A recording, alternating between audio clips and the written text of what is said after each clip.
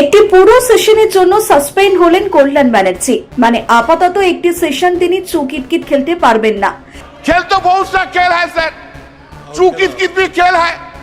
चू कित में चू धरा 400 में कित कित कित कित कित कित कित कित कित। তিনি একজন বিশিষ্ট আইনজীবী হয়েও যদি তার আচরণ সংবিধান বিরোধী হয়, তিনি কোনো এক সময় যাদের আইডল ছিলেন তাদের বিরুদ্ধেই যদি আলটপকা মন্তব্য করেন, তবে সাধারণ সাংসদদের আচরণ নিয়ে প্রশ্ন তোলার জায়গা থাকে কি? अरे दीदी नंबर नहीं है, ये ऐसा दीदी कभी नहीं मिला। दीदी तुम्हारा मुर्दाबाद, दीदी तुम्हारा मुर्दाबाद, दीदी तुम्हारा मुर्दाबाद।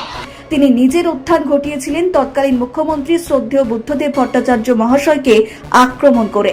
সত্যি মিথ্যে অনেক কথা বলে আক্রমণ করা হয়েছিল তৎকালীন মুখ্যমন্ত্রীকে। তবে মুখ্যমন্ত্রীদের আক্রমণ করাটা বোধহয় তিনি রীতিতে পরিণত করে নিয়েছেন। প্রথমে আক্রমণ করেছেন শ্রদ্ধেয় বুদ্ধদেব ভট্টাচার্যকে, তারপর বর্তমান মুখ্যমন্ত্রী শুভেন্দু অধিকারীকে।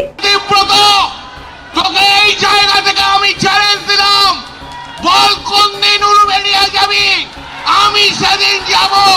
দেখি তোর কেমন হিম্মত আছে, দেখি দেখি তোর বাবা শুভেন্দু অধিকারী কতগুলো পুলিশ নিয়ে, কতগুলো কর্মী নিয়ে ওই হাওড়া জেলার উলুবেড়িয়ায় যেতে পারে, আমি দেখব।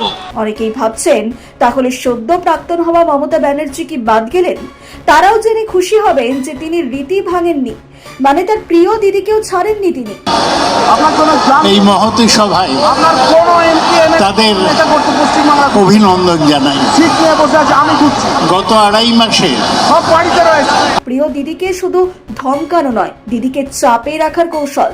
তিনি যখন বলছেন দিদি শুধু অভিষেক করলে চলবে না, আবার অন্যদিকে বলছেন তিনি দল ছাড়বেন না, প্রয়োজনে দলের সঙ্গে বিবাদ করেও তিনি দলে থাকবেন। আমি ছেড়ে দিয়ে বাড়িতে বসে যেতে পারি, কি এসে যাচ্ছে আমার? আর যদি অভিষেক করতে তো প্রবলেম হয়ে যাচ্ছে আমাদের। মানুষও আমাকে ভালোবাসে, এটুকু মানিয়ে নিতে হবে সবাইকে। এটা কারোর কোনো হিংসার কারণ নেই।